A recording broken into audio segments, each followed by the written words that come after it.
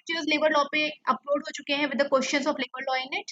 And this is me on behalf of project PMYP। अगर अभी तक आपने मेरे चैनल को सब्सक्राइब नहीं किया है, kindly hit the subscribe button ताकि आप आने वाले वीडियोस से परिचित रहो, वो आपसे मिस ना हो जाए। ओके, अकाउंटिंग के 2 वीडियोस मैंने ऑलरेडी अपलोड कर दिए हैं, बहुत ही बेसिक से अकाउंटिंग शुरू किया। You can go and check that video in the playlist of EPFO।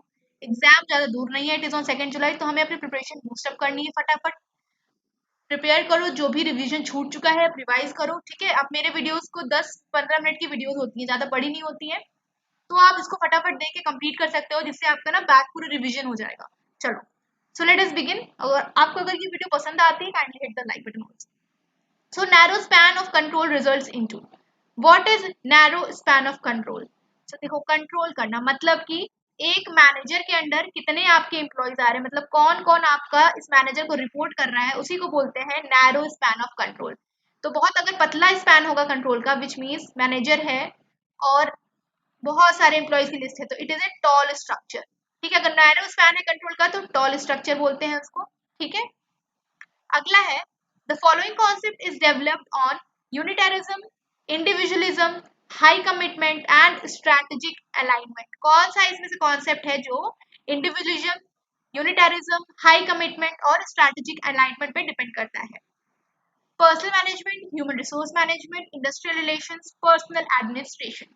4 option आपके सामने हैं, तो कौन सा कॉन्सेप्ट है ये? आपका है human resource management. Next question, human resource planning include what? Human resource planning, HR planning क्या है? Scenario planning, action planning, demand and supply या all of above?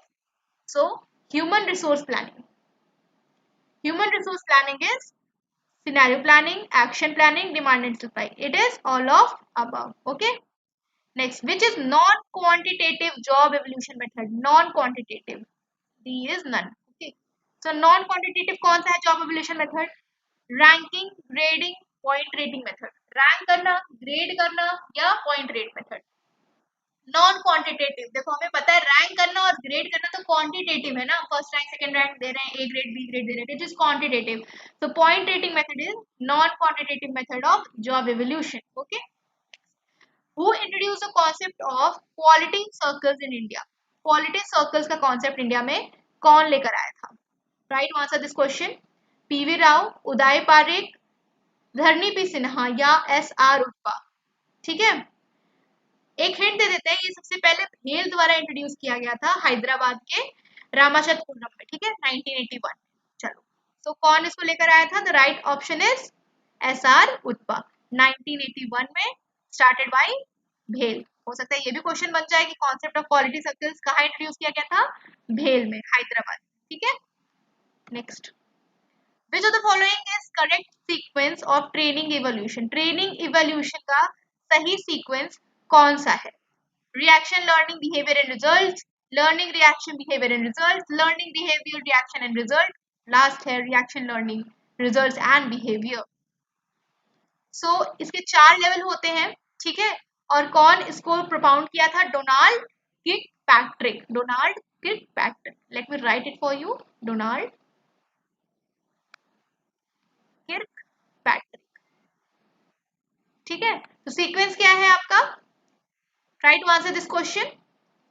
Sequence for this is option A, which is reaction, then learning, then behavior and results. Okay, so option A is the right answer. अगर ये आपको पता नहीं है तो आप basically गलत कर सकते हो, learning, reaction, behavior कुछ भी कर सकते हो. It is starting from reaction, learning, behavior and result. Okay, next.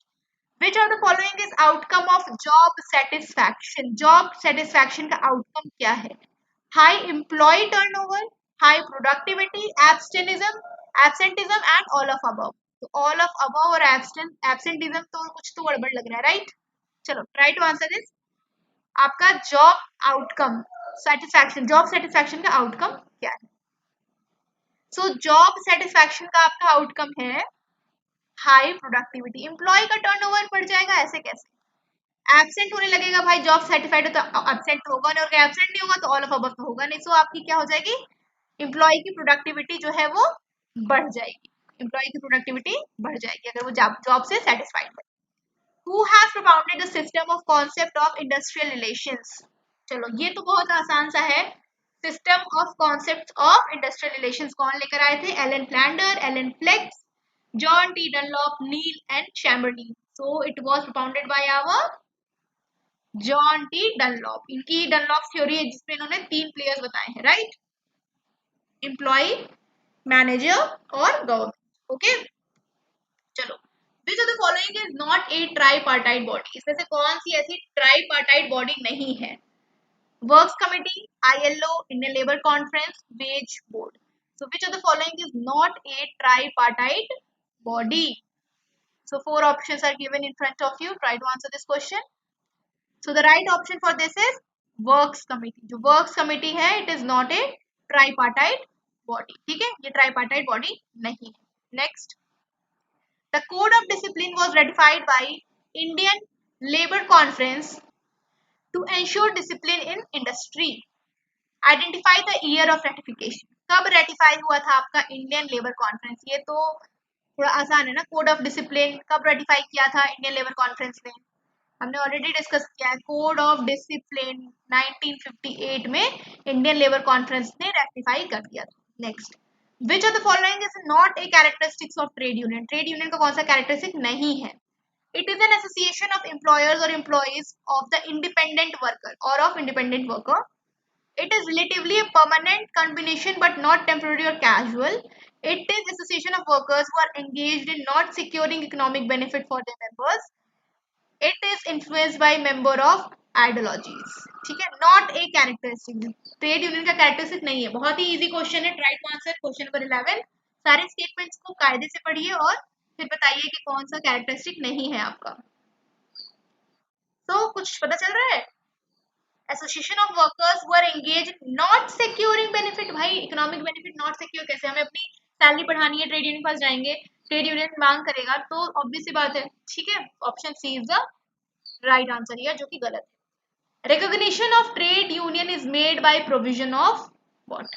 Trade union का रिकॉग्निशन किस प्रोविजन से किया गया है? 4 ऑप्शंस है. Trade union act, industrial dispute act, code of discipline, factory act. चलो, try to answer this. So it is under your code of discipline. ठीक है, code of discipline. Okay, next question. A trade union should be registered as per law must have 20% of the workers, 150 workmen, minimum 17 persons, none of above. 4 options आपके सामने दिए हुए हैं. Try to answer this question. So हमें पता है कि minimum of कितने वर्कर्स होने चाहिए? 7 वर्कर्स होने चाहिए. इसने कंफ्यूज करने के लिए 17 लिख दिया है. Don't get confused. So the workers should be minimum of 7 workers. So right option is C. Right option is none of above actually. Okay, next. The founder of Ahmedabad Textile Labor Association was. Who was the founder of Ahmedabad Textile Labor Association? Try to answer this question. Ahmedabad mill strike कुछ याद आ रहा है? Our right answer is MK Gandhi. Next, maternity leave period with full wage is 6 months, 4 months, 12 weeks, 16 weeks. तो maternity leave period ये तो सबको पता ही होगा, फुल वेज के साथ कितने महीने की होती है? 6 months. Okay, next, the goal of ILO is. ILO का गोल क्या है? Creation of job for main and women. Not just creation of job but creation of jobs of acceptable quality. Not overcoming underemployment, not to provide freedom of choice in employment. Okay, 4 options are given. Try to answer this question. So the goal of ILO is not just to create the jobs. खाली job create करना नहीं है, बल्कि उनकी quality भी acceptable होनी चाहिए. Okay. Unfair labor practices are listed in which act? Unfair labor practices.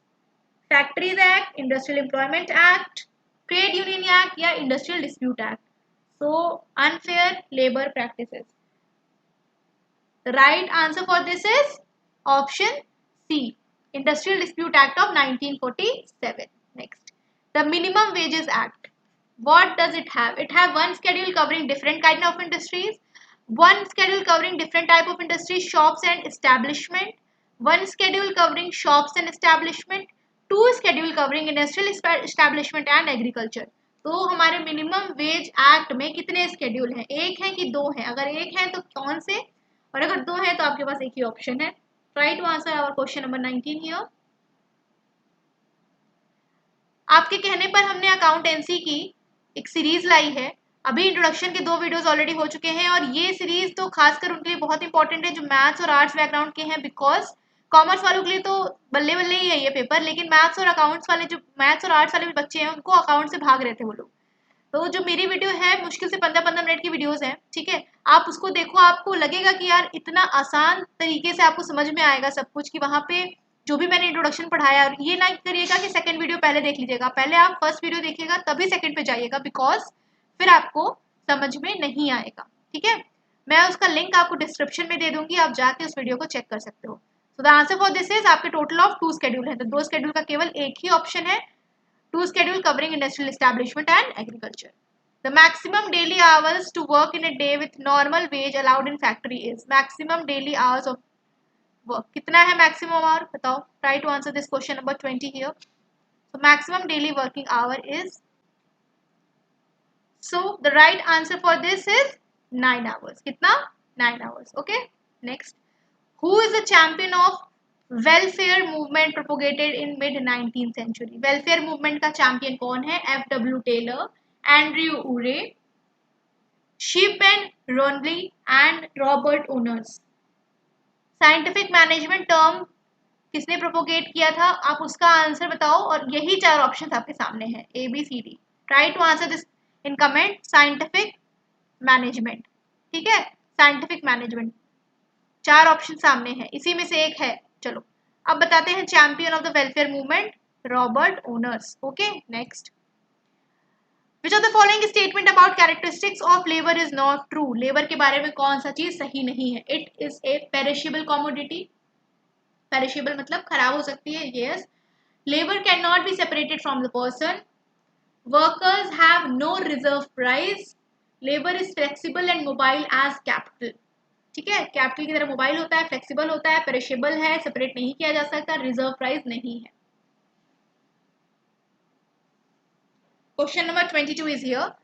So the wrong one we have to find, and labour is flexible and mobile as capital, ये आपका रॉन्ग है। Okay, question number 23, money wage is otherwise called what? Money wage क्या है? Money wage, real wage, living wage, nominal wage या fair veg?